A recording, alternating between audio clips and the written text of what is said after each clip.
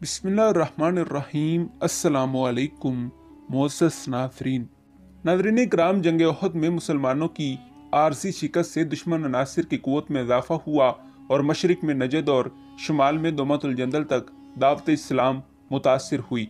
नाज़रीन इकराम, दूसरी जानब यहूदियों की जलावतनी ने नियारा अख्तियार किया।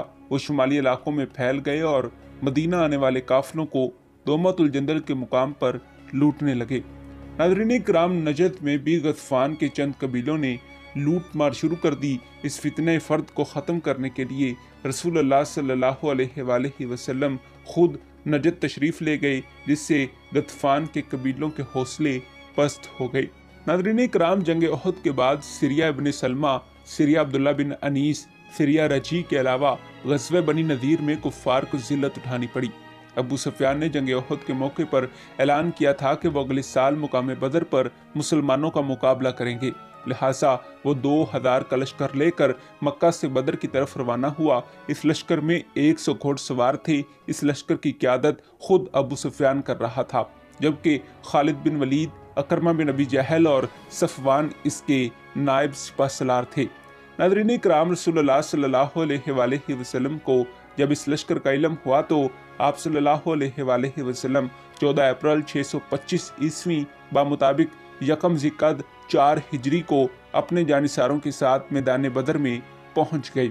नाज़रीन इकराम, अबू सुफियान को जब मुसलमानों के मैदान बदर में पहुंचने की इत्तला मिली तो इसने अपने लश्कर को अस्फ़ान के मुकाम पर रोक लिया और ख़ताब करते हुए कहा कि मुसलमानों के साथ अब फैसला कुन जंग होगी, जिसमें मुसलमानों को सफ़े हस्ती से मिटा दिया जाएगा। लेकिन इस वक्त आप देख रहे हैं कि खुश्क साली के बाद कहत की सूरत है और गर्मी भी अपना रंग दिखा रही है। इन हालात में जंग करना बहादुरों को भूखे प्यासे मारने के मुतरादिफ है। लिहाजा ज़रूरी हो गया है कि मौजू हालात का इंतज़ार किया जाए। नाज़रीन इकराम, इस खताब के बाद अबू सुफियान ने अपने सलारों की मुखालफत के बावजूद अपने लश्कर को वापस मक्का जाने का हुक्म दिया। इस तरह गतफान और बदर के मुतज़क्करा कामयाबियों के बाद मुजाहिदीन के हौसले बुलंद हुए और सरकार मदीना सल्लल्लाहु अलैहि वसल्लम की जुर्रत और बसीरत से मुसलमानों का खोया हुआ वक़ार फिर कायम हो गया। नाज़रीन इकराम, नजद और दुमतुल जंदल के इलाके में मुसलमानों को बढ़ते हुए असर व नफूज ने अहले मक्का और यहूदियों को परेशान कर दिया। लिहाजा उन्होंने हर बात पर मुत्तहिद होने के अहद व पमा किए और इत्तेहाद के लिए यहूदी कबीला बनु अल नसीर ने बड़ी कोशिश की। इसने हमसाया कबाइल को भारी मुआवजे देकर मुसलमानों के खिलाफ लड़ने के लिए आमादा किया।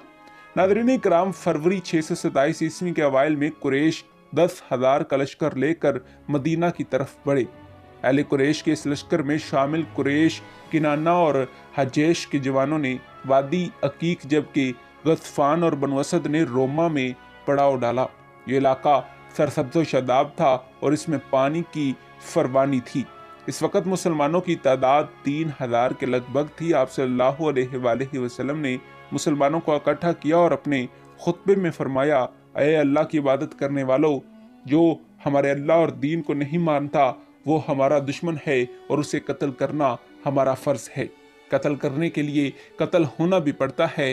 अल्लाह खौफज़दा इंसानों को मौज से नहीं दिखाता।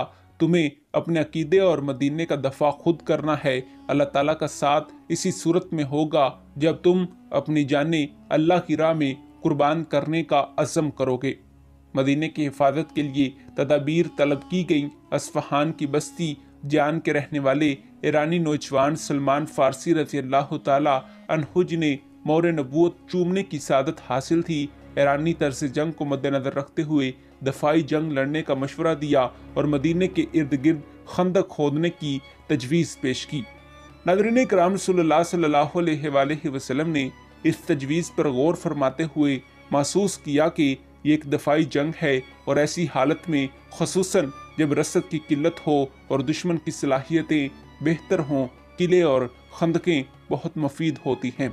नाज़रीन इकराम, इस वक्त मदीना एक मैदान में वाक़ था। ये मैदान तकरीबन 10 मील लंबा और 80 गज चौड़ा था, जिसके चारों तरफ पहाड़ का सिलसिला था। ये शहर कई छोटे छोटे महलों पर मुश्तमिल था और हज़ूर करीम सल्लल्लाहु अलैहि वसल्लम जिस महल्ले में सुकूनत पजीर थे वो शहर के दरमियान में वाक़ था। नाज़रीन इकराम, शहर के अतराफ में बिलखसूस جنوب اور جنوب مغرب میں باغات تھے جن کے باعث اس علاقے میں کھلی لڑائی کے لیے کوئی میدان موجود نہ تھا۔ لہٰذا تمام پہلوؤں پر غور کرتے ہوئے آپ صلی اللہ علیہ وآلہ وسلم نے مدینے کے ارد گرد خندق کھودنے کا حکم فرمایا۔ ناظرین کرام، خندق کی کھدائی کا کام فوری نوعیت کا تھا۔ اس خندق کے ذریعے آپ صلی اللہ علیہ وآلہ وسلم اپنی فوج کو حتی الامکان پوشیدہ رکھ کر عقب سے مدد لینا چاہتے تھے۔ لہٰذا 110 آدمیوں کے سپرد 40 ہاتھ خندق کی کھدائی کا کام سونپا گیا۔ رسول اللہ صلی اللہ علیہ وآلہ وسلم نے خود بھی اس کام میں حصہ لیا اور اپنے مبارک ہاتھوں سے سنگ مرمر کی چٹان کو پاش پاش فرمایا۔ ناظرین کرام، آپ صلی اللہ علیہ وآلہ وسلم اپنے رفقہ کار کے ساتھ گھوڑے پر سوار ہو کر نکلے اور شہر کے اطراف و اکناف کا جائزہ لیا۔ مسلمانوں سپاہیوں کے پڑاؤ کے لیے مناسب مقامات کا انتخاب کیا۔ عورتوں اور بچوں کو بما قیمتی اسباب و اطعام اور اجام نامی گھڑیوں میں بھیج دیا گیا۔ ان گھڑیوں میں، جو شہر کے اطراف میں بڑی تعداد میں موجود تھیں، مناسب رسد اور پانی کا انتظام کیا گیا۔ ناظرین کرام، ایک نیا کنواں کھدوایا گیا۔ مسلمان سپاہیوں کو جبل صلاح کے دامن میں اس مقام پر پڑاؤ ڈالنے کا حکم فرمایا جہاں خندق کھودی گئی تھی۔ اس خندق کی لمبائی 3.5 میل تھی، جو ہرا مشرق و مغرب کو ملاتی ہوئی نیم دائرے کی شکل میں جبل صلاح تک پہنچتی تھی۔ ناظرین کرام، کچھ قبائل نے اپنی حفاظت کے لیے مغرب کی جانب سے خندق کو مزید 2.5 میل لمبا کر دیا تھا۔ اس خندق میں باقاعدہ دروازے رکھے گئے اور دیکھ بھال کے لیے چوکیاں قائم کی گئیں۔ ناظرین کرام، 3000 سپاہ کو متعدد حصوں میں تقسیم کیا گیا۔ جا بجا تیر انداز دستے مقرر کیے گئے۔ رسول اللہ صلی اللہ علیہ وآلہ وسلم نے فوج کا بڑا حصہ اپنی نگرانی میں رکھا اور حضرت سلمان فارسی رضی اللہ تعالی عنہ، حضرت ابو بکر صدیق رضی اللہ تعالی عنہ، حضرت عثمان غنی رضی اللہ تعالی عنہ اور حضرت ابو ذر کو سالاران لشکر مقرر فرمایا۔